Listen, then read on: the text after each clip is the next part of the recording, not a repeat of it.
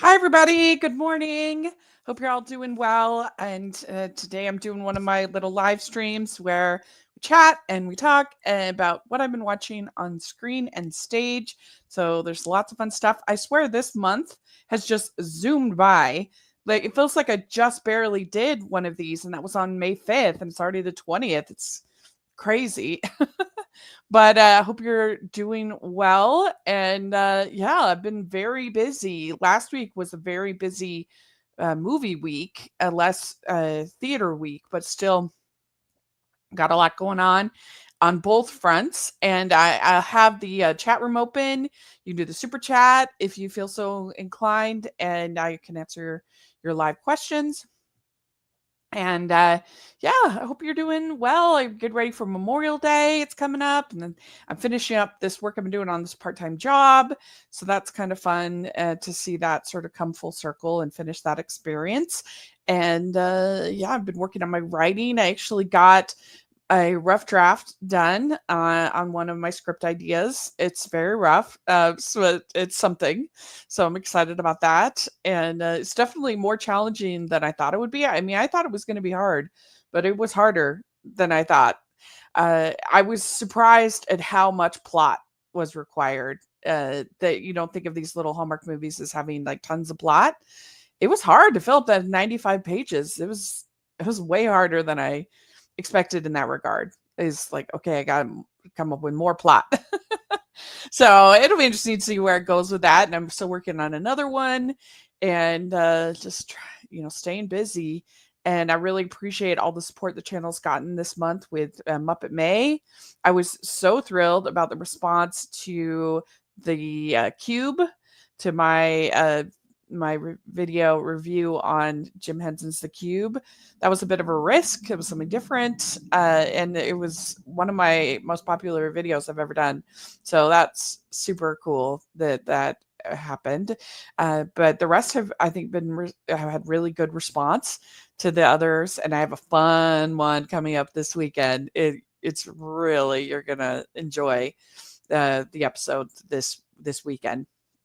And I've got some female film critics panel episodes in the works that should be fun. And we've already recorded a Talking Disney Classics song ranking episode that I haven't posted yet. Stanford and I had so much fun doing the Lion King one, the Little Mermaid one. And I feel like those episodes haven't gotten the love they deserve. I think they were really entertaining. At least I enjoyed recording them. So if you haven't listened to them, maybe check it out. I think it was a creative idea, and it makes for a pretty good listen. So yeah, a lot of fun stuff going on. Beauty and the Beast. We talked about that ranking. That was really fun. So check it out. And but as far as what I have been watching, I have seen this year. I've seen 165 movies, including TV movies and streaming and everything else. But as far as feature films, since we last talked, let's see here. I think that I don't know if I had seen Thunderbolts at this point. Can't remember. But let's just go with it for the heck of it. Let's start there. Let's see here.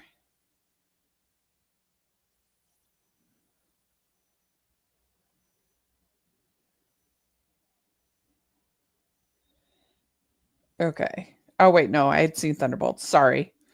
Okay. So let's go after Thunderbolts.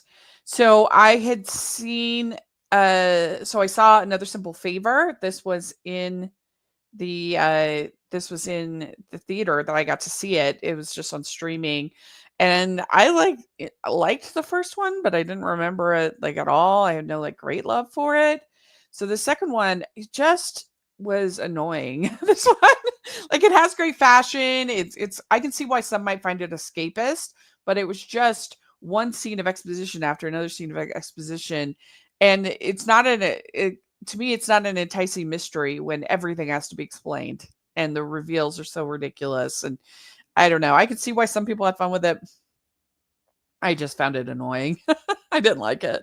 Uh, but oh, look, we got a comment. Yay. Because says, I love the song ranking episodes. Yay. It's so nice to hear that because I really thought that they were fun and they didn't get, none of them have gotten the response that I thought they deserved. But you know, that's the thing with YouTube is you just put something out there that you like and hope for the best. The algorithm is so weird. It's so hard to know what people will like.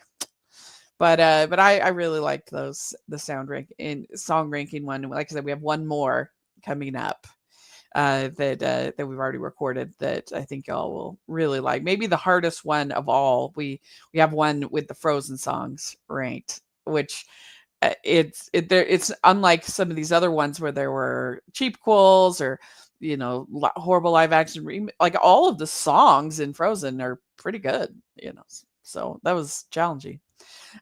So okay, we have then next I saw a little movie called Secret Mall Apartment. This is really charming, probably one of my favorite movies of the whole year.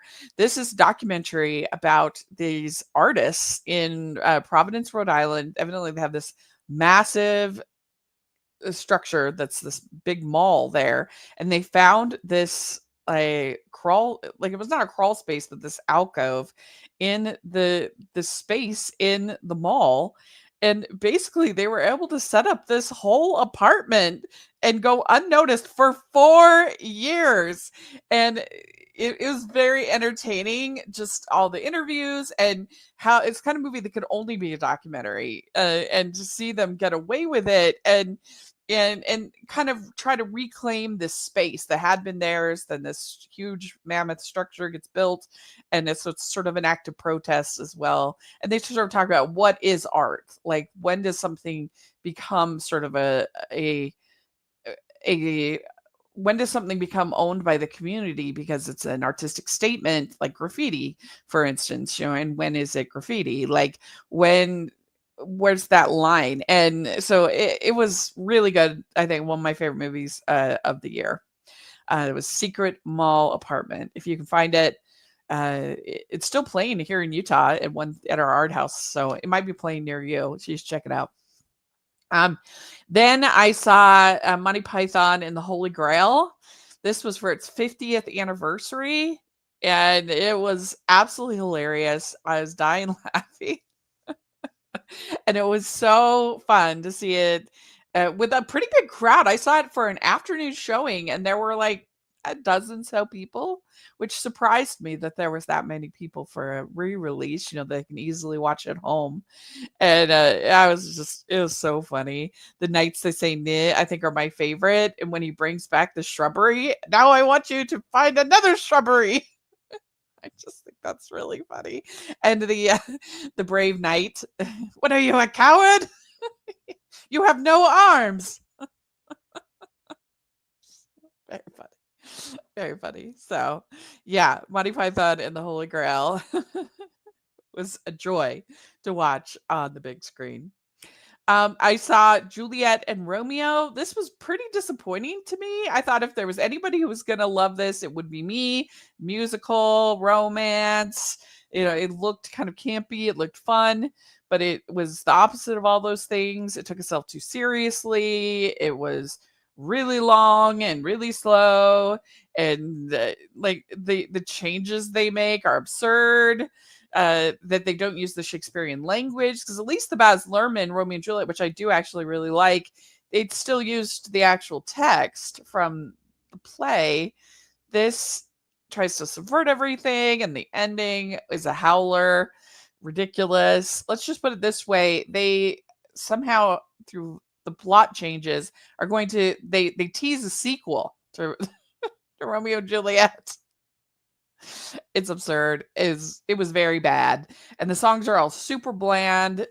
If this had been like an 80-minute Disney Channel original movie, like DCOM, I could see there being something here that they could have uh, moved around and changed around and done something. There was a movie called Rosalind a couple of years ago that was sort of was Hulu. I think it was Hulu, but it was kind of a decom-ish sort of take on this Romeo and Juliet story from Rosalind's perspective, who he kind of dumps at the beginning of the play.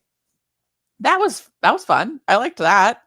They could have added music to that, and it would be much better than this. I'll tell you that right now. Oh man, it was pretty brutal to sit through. It was long too. I mean, it's 2 hours long. Yeah. Then I saw The Last Rodeo, and this is the new one from Angel Studios. And I know Angel Studios can be controversial, but honestly, I think I've liked every single one of their films. I think I've given fresh to every single one of their films. This might be the best one that they've ever done. It's very it's a good story. It's about this man who he has had an estranged relationship from his daughter, but then he finds out that his grandson needs to have surgery for a tumor, and it's going to cost like over $200,000, which would probably be reasonable for like, which is insane. But he decides to pay in order to pay for the surgery that he's going to enter the rodeo as an older man. And it's a compelling sports movie. It's like a good family story. It's very light on the faith-based elements. I think anybody could enjoy this movie, find it compelling. Neil McDonough, I got a chance to be part of the junket and interview him, and the director, John Avnet. So that was super cool. Over at Hallmarkies Podcast, you want to check that interview out. It's real short. It's only like 10 minutes, and then we give our little review afterwards. But it's a short episode of the podcast that I think you'd all enjoy. And so, yeah, I liked The Last Rodeo. It would be pretty high up there for me as far as new movies this year. Then I saw Wolf Children in the theater, and that was amazing. This was on Mother's Day, which is like the perfect movie to watch on Mother's Day, because it's about this incredible mother and how she adapts to raising these wolf children, these unique children. It's just, I can't think of that many movies that have so well portrayed the journey of motherhood and just made it so human. And it's crazy because it's this experience that most women have. The majority of women, you would think that how universal the experience is, we would see it portrayed more instead of just a side character or a nurturing character, that it would be that we'd have more mother stories, but we really don't. And this is maybe the best ever. It's really good. Then I saw Friendship, and I hated this movie. You saw my reaction. It was not for me. I thought it was so annoying. I thought the character, this guy, Tim Robinson, I guess he has a following. I didn't think he was funny at all. It wasn't funny awkward to me. It was just rude. This person's irritating. And to me, it was not in a funny way. It was just in a, you're irritating. And this is unpardonable for how long it was. And just like, I just wanted it to be over. I mean, it was like an hour and a half, so it wasn't like super long, but like it was just, it felt super long. I was so annoyed by everybody involved, and I just was not laughing near enough to make up for how annoying I thought it was. So I don't know. Then Mission Impossible: The Final Reckoning. So it's going to be very interesting to see what everybody thinks of this movie this weekend when they get a chance to see it. I have been thinking about it, and I do think this is the weakest film of the franchise. And people will say, "Well, what about Mission Impossible 2?" I was never bored in Mission Impossible 2. The action is pretty consistent through the whole movie. Yeah, it's a little silly, but I was never bored. And I was bored through a lot of this. This first hour of this movie is rough. I was not enjoying it really at all. And it's just like one scene of entity exposition after another. And some of it felt kind of Scientology coded, about the auditing that they do and like diving into the universe. And I was just bored. Like, and I should never be saying that for an hour of a Mission Impossible movie. And then it finally starts going, and the last hour and a half is pretty fun. So I was really divided about my review, but I just think I would rather watch Mission Impossible 2. I really would. I really would. It's more consistently fun throughout the whole film. But I mean, I like this franchise. I've liked all of the movies on some level. Um, but I'm not like a hyper fan. I'm not like a super fan. And so the super fans might like it more than I did because there are a lot of remember berries and ties back to the other films. It does feel like a finale in that sense, but I really thought it was going to be better for sure. And that first hour I was like, oh no. But, at least they right the ship somewhat. So there's that.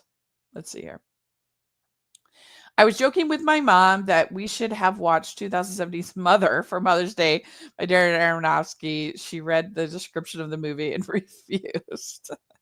Hey, Jared, that's not very nice for you to do to your mom on Mother's Day. Oh, wow. Okay, so then I saw Final Destination Bloodlines, and this was an interesting experience because I had never seen any of the Final Destination movies, but I can't remember what movie it was in that I saw the trailer for this Bloodlines, and I thought it was an incredible trailer. The whole thing with the glass and the cup, and I felt so tense just from the trailer, and I'm like, if the trailer made me feel that way, I can't even imagine what the whole movie. And so I was like, you know what? Maybe I should give this a try. Got out of my comfort zone and watch something different. And my brother was kind enough to go with me, and we were both like squirming together. He's much more of a horror veteran than I am. I think he's seen all these films, but we had a blast. We were laughing throughout. Like, it's not scary in the sense of like jump scares or anything like that. It's just makes you squirm, and and there were so many scenes in this movie that made me squirm, and I thought it was pretty well made. Especially the opening sequence was very well done, and just the way that they're able to get that tension of like, oh my gosh, what's gonna happen? Like, it's crazy. I enjoyed it a lot. And if you told me at the beginning of the year that I would like a Final Destination movie more than Mission Impossible, I would have said you're insane. But that's the reality that we're living in. So yeah, there you go. So yeah, that was fun introduction. I like going out of my comfort zone. I like trying new things. It's good. It's a good experience. And then the last movie that I have two. So I watched the Lifetime I Was Octomom movie, which sounds like complete trash, and there were parts of it that were, but I'm telling you, the lead actress, like, she deserves an Emmy nomination for this performance. She was really good and sounded and looked exactly like her. I mean, she got the cadence of the voice perfectly, and you have to kind of admire Nadia that she came out of this thing with like seemingly very healthy, well-adjusted, well-mannered children. I'm like, wow, that's pretty impressive. I don't know. Like, I thought it was pretty impressive.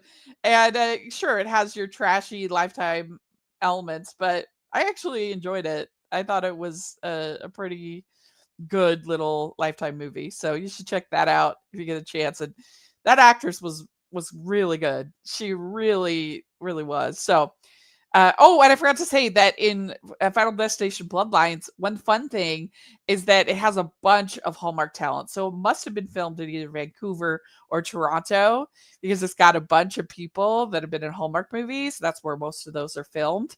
And so that was kind of fun for me to be like, spot the Hallmark actor, whether it's Richard Harmon, April Tallick, and Maddie Finuccio is makes an appearance, and then they have Natasha Burnett as the singer, and at the beginning, and I've interviewed her twice, so that was pretty fun to see somebody on the big screen that I've actually interviewed twice. It's kind of cool. And let's see here. It's always nice when the performances are really good. Yeah, absolutely. Yeah. This is very, maybe I'll try to have her on the podcast because she was really good. I was very impressed with her performance. So, and a lot of people are talking about Richard Harmon, and he was in a really fun little Hallmark movie called Game Set Love. And the tennis parts are ridiculous, but the chemistry was really good.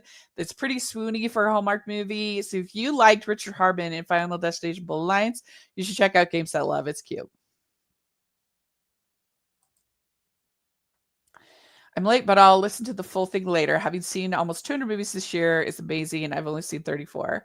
Nice. Hey, 34, that's nothing to sniff at. So, yes. Then that includes older movie. That's old and new movies, 165. If I'm just doing, I've seen 55 movies in the theater. So that's fun. And I have seen feature films, 82 feature films, so not including TV movies or watching older movies. So 82 2025 films. A lot of those are at festivals. I saw about 35 of that 85 probably at festivals. So yeah, it's pretty fun. Then the last movie that I'm going to talk about is talk about Nanas. So this is on Netflix. This is a charming movie. It is one of my favorite movies of the year, which is wild. I would never have thought that I would say that about Netflix movie, but it really is one of the better feature films that they've had in a long time. I said on Twitter that I think I should write a book about nice movies, what I call nice movies. Movies that make you feel good, that are about nice people leading nice lives. Like I just people think those kind of movies are trite and predictable. I need trite and predictable sometimes in my life, and it can be done badly, it can be done well. And Nona's is an example of being done well. It's Vince Vaughn. His mom has just died. He's very sad, and he's trying to think of what to do with the money that he got from her life insurance, and he's conflicted about it. And he finds this restaurant space for sale, and he decides to renovate and start this restaurant run by these with the recipes from these nanas, these women that are very charming and sweet. And Susan Sarandon, she ends up becoming this pastry chef. She's this hairdresser who also makes good pastries. You have Lorraine Bracco. She's one of the moms. Tyler Shire, she's a former nun who is one of the nonas. And then Brenda Vaccaro is one of the others. And then Linda Cardellini plays the kind of his love interest. She was his prom date who he kind of stood up, and so there's some backstory there. It was just so nice. Joe Manganiello is his brother who helps him with the renovations, and their arc is nice. And it's just such a pleasant, well-made movie that'll make you hungry when you watch it, and tug at the heartstrings a little bit, because he's dealing with the grief of losing his mom, and he has this letter that she wrote that she left for him, and he doesn't want to open it because it would be like his last conversation with his mom, and that was sweet. So Nona's, that's the win. That's the one to watch right now. If you have Netflix, watch Nona's. I wish it was on in the theaters, but alas, it's Netflix. Let's see here. Haven't seen Nona's yet since my mom told me she got so bored in the first half she turned it off. Oh, I usually like movies that focus on older characters, so it's nice to hear a different perspective. Yeah, I mean, it's not like super plot heavy, so I guess I could see getting bored with it, but I I I was never personally bored. I thought the characters were so likable, and I was on the ride for the journey, and has a pretty good Rotten Tomato score. I think it's like 80%. So it's been pretty favorably reviewed. Yeah, 80%. So that's good. and I really did enjoy it. And it's directed by Steven Chbosky, who did Perks of Being a Wallflower, which is one of my favorites. He did Dear Evan Hansen, which is not one of my favorites. I don't hate it as much as others, but it was not successful. It, but yeah, he knows how to, I think, bring warmth and heart into stories, and I think that that's seen here in Nonas. So that is what I would most recommend right now. And Last Rodeo was good. It was a good movie, family story, forgiveness, love, family, and it's also like an underdog sports movie. You can get into it with his journey.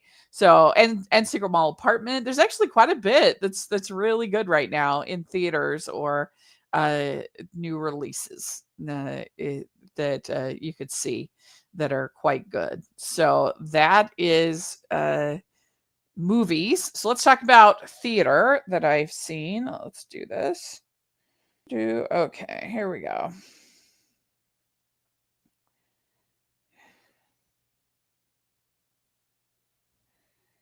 Okay.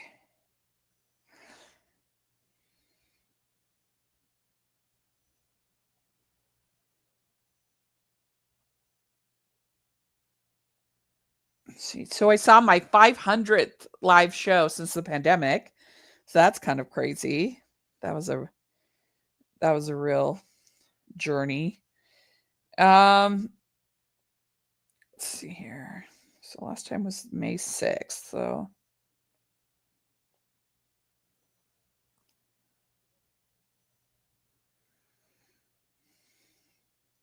So I saw Waitress at Pioneer Theater Company, and it's such a shame because they had to cancel the last weekend of shows at Pioneer Theater Company. That makes me so sad because they worked so hard and it was such a good production. I guess like the whole cast got sick. Like they weren't even able to use understudies. That's such a bummer. I felt so bad for them, but it was quite good.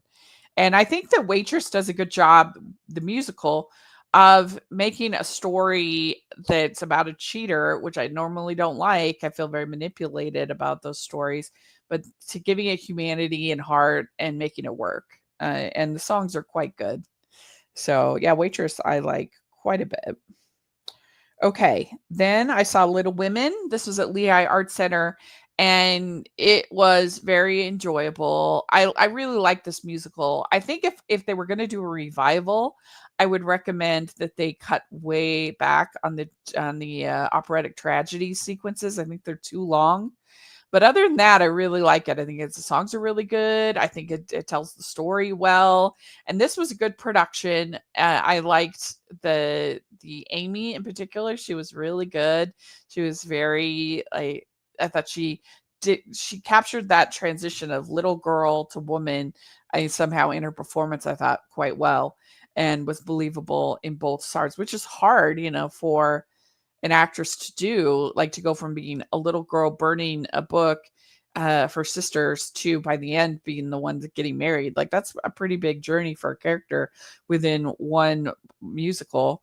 She does a good job with that in it, and I also liked the Joe. She was good. Her acting, particularly in the scene when she cuts her hair, I thought her acting was really quite good in it. And so yeah, I enjoy it. My favorite songs, Days of Plenty and Some Things Are Meant to Be. I think Some Things Are Meant to Be is probably the best female duet in the history of Broadway. It is such a beautiful song.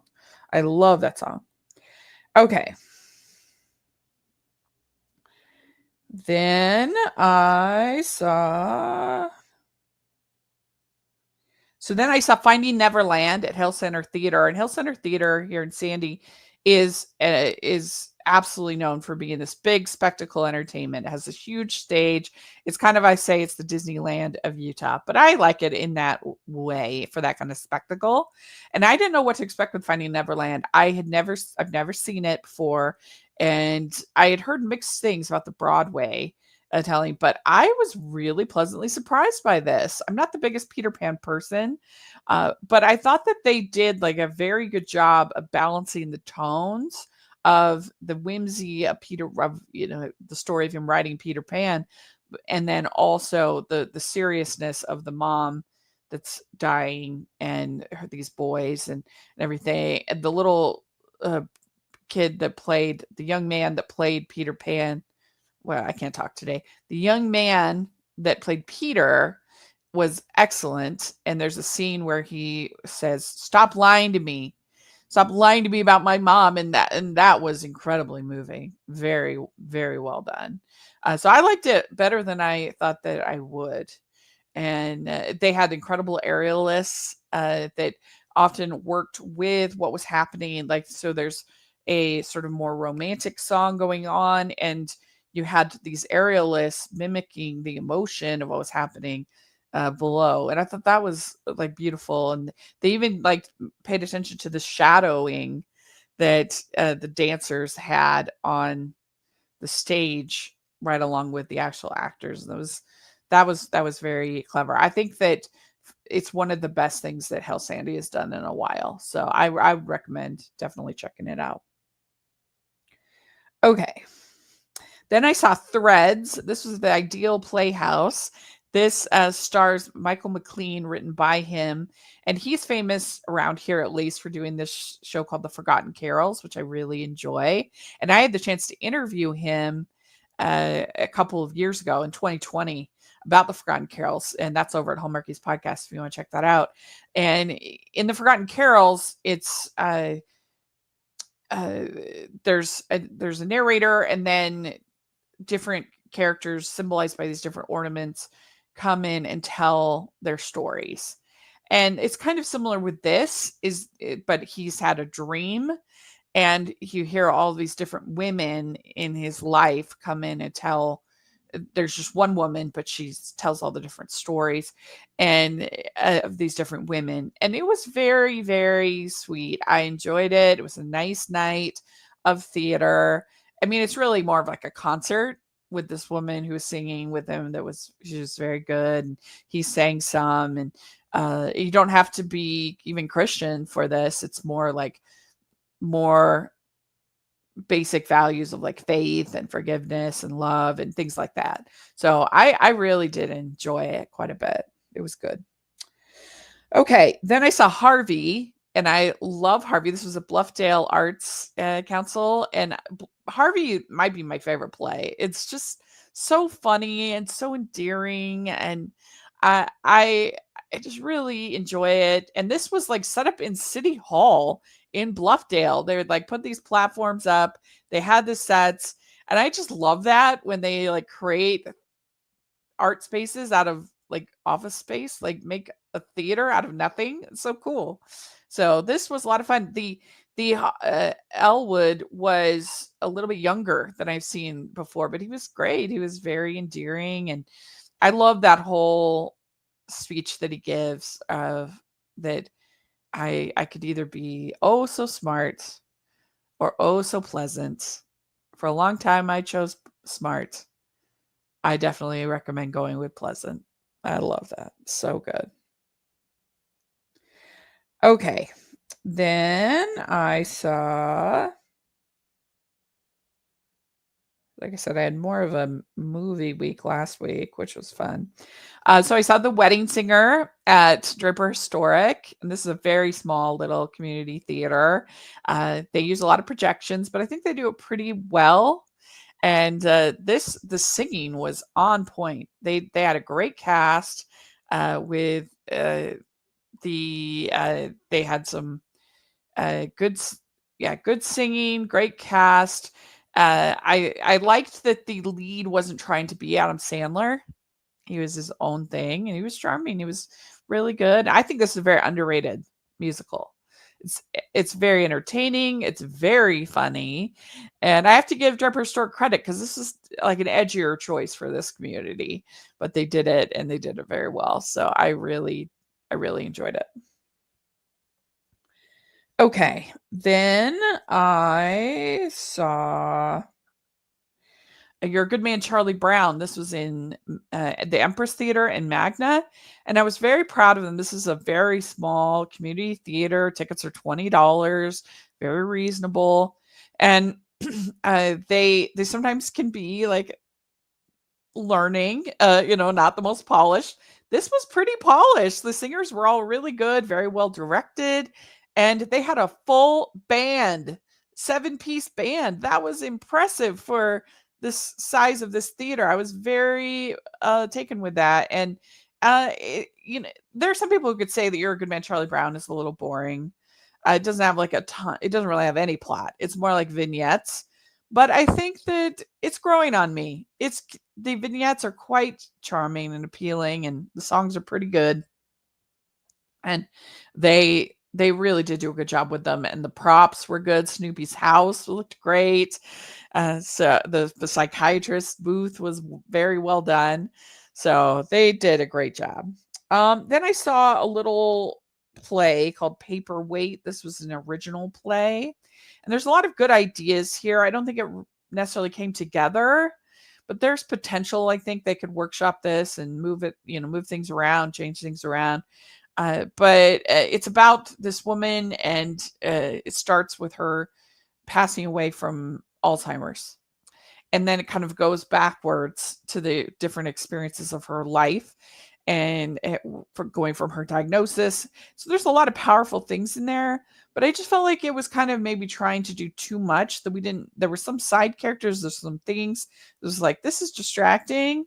And like, I if it were me, I think I might have just had it be in the hospital, and I don't know, like just more focused than like all of this story, all of these flashbacks. And there were times when it was trying to be like a poetry reading. There were times when it was trying to be a dance piece and have expressionist dance. It was just trying to be a little bit too much. So it didn't quite come together, I don't think. So, but I admire the attempt. So there's that. And then finally, last night, I saw Dirty Rotten Scoundrels at Copper Hills High School. This is definitely a very odd choice, I think, for a high school to put on. It's pretty racy. It's pretty. They did a good job kind of mellowing that out the way they staged it, much more than the first time I saw that musical was leaning in to the sensuality, the R-rated elements. I mean, it's a little bit awkward, like him pretending to be disabled, and some of the jokes that they make about that like aren't that funny, and so it's a little I don't know if I like that. The songs aren't anything special. They're fine, but nothing that I am like dying to listen to. But the teens, they did a good job, particularly the three leads are and the female actress was excellent, playing the lead female. I forget her name, but she was good. Has to have a lot of different like one moment she has to have a lot of different types of acting in that role, because some parts she's like cool and collected and confident, other times she's playing more mousy and shy. There's a lot going on there in that role, and so I thought that was impressive, that how well she did. I think that this is a bad show for a high school to do, because the ensemble is so minimal. There's a few dancing scenes, but I don't think there's even a single song that the like chorus, the ensemble sings. And so I just don't think it's a good show for high school. I think for high school, you want to have ensemble scenes where the ensemble can really get experience and really get to play an important role. I mean, something like Music Man is great for community theater or high school theater, because it has so many like popping ensemble scenes that and different ensembles, where the Pick Little Ladies are in, maybe one scene. You've got the 76 trombones, you've got the kids singing in that, you've got a bunch of different shapoopy, everybody's singing, dancing. So I think that there are other much better musicals for high school to do.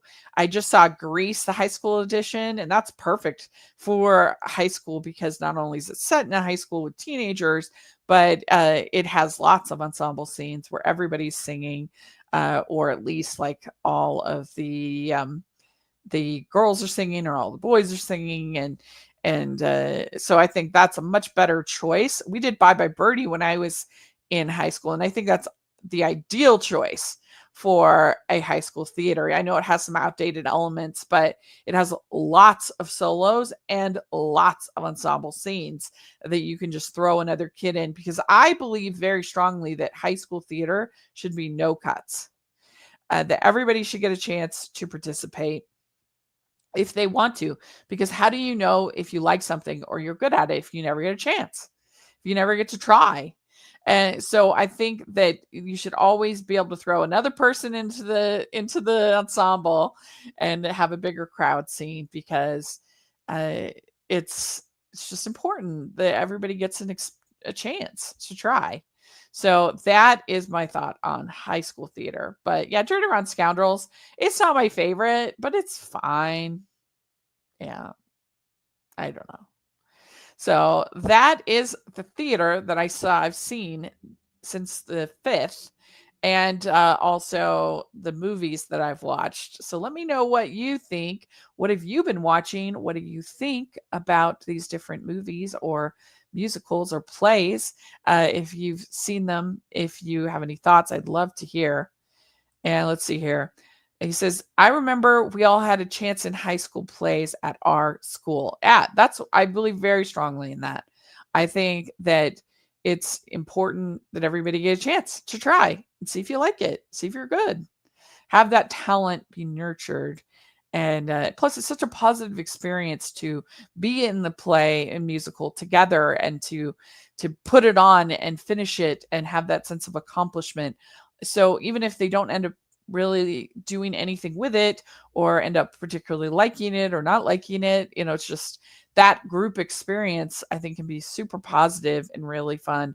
It's something I look back very fondly. Oh, and this Dirty Rotten Scoundrels, one of the things I really appreciated was that all of the sets were handmade. They didn't use any projections, which I really appreciate. I'm not against projections because that's all the rage right now in theater.